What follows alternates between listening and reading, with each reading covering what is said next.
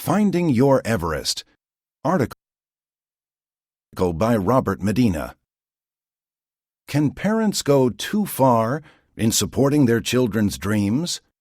This is a question people sometimes ask when they hear the story of the teenage mountain climber Jordan Romero. Between the ages of 10 and 15, Jordan climbed the highest mountain on every continent, and his father and stepmother climbed them with him. They call themselves Team Jordan. Paul Romero, Jordan's father, was taken by surprise when his 9-year-old son firmly announced his intention to climb the 7 summits. Jordan had seen a mural at school showing the 7 peaks that make up this pantheon of mountains. When he told his father what he wanted to do, Paul Romero's jaw dropped.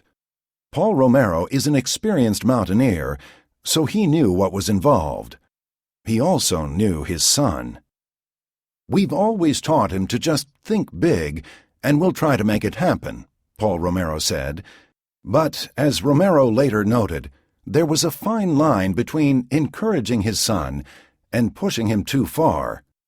The father began by training his son so that he could begin to even understand what mountaineering was, that there's this long, hard, dirty, unfun hours and days and weeks of carrying packs, and long, extensive, brutal travel, and all this type of stuff, just before you can even think of climbing a mountain.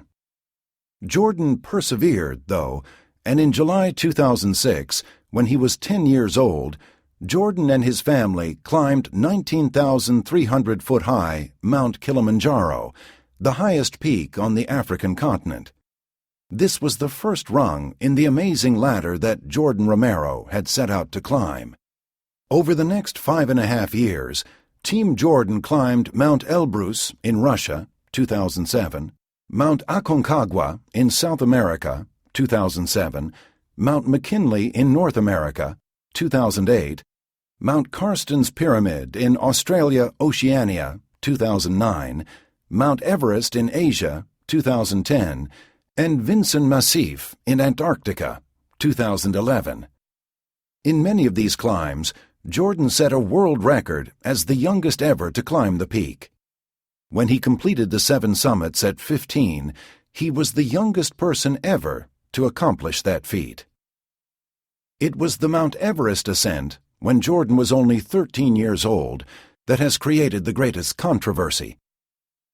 Jordan's feat, as the youngest person to reach the top of the world, was publicized around the world.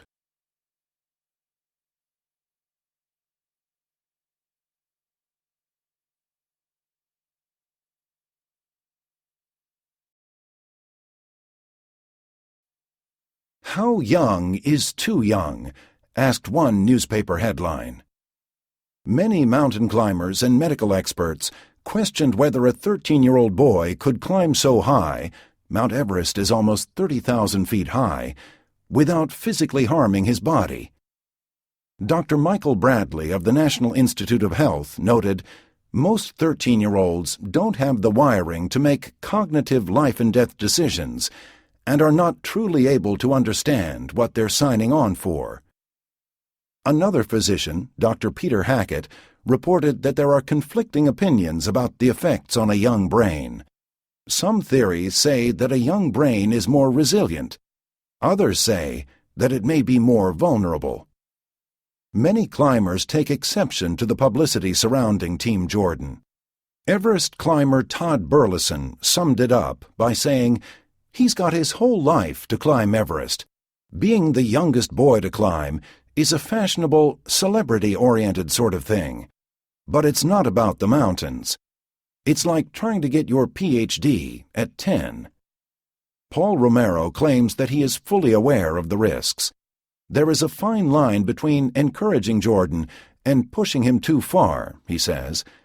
He talked about the point where Jordan might have reached his maximum mentally, physically, and where the risk has become too high.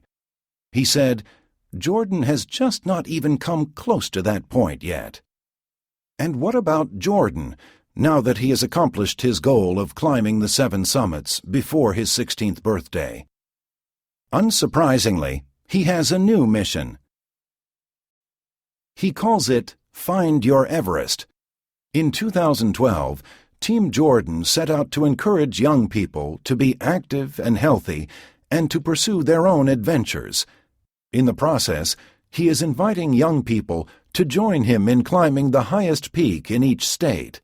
They range from Denali, or Mount McKinley, at 20,320 feet, to Florida's greatest height, 345-foot-high Britton Hill. I feel good about what my parents have taught me about setting goals, Jordan says, and now he wants to spread that message to others.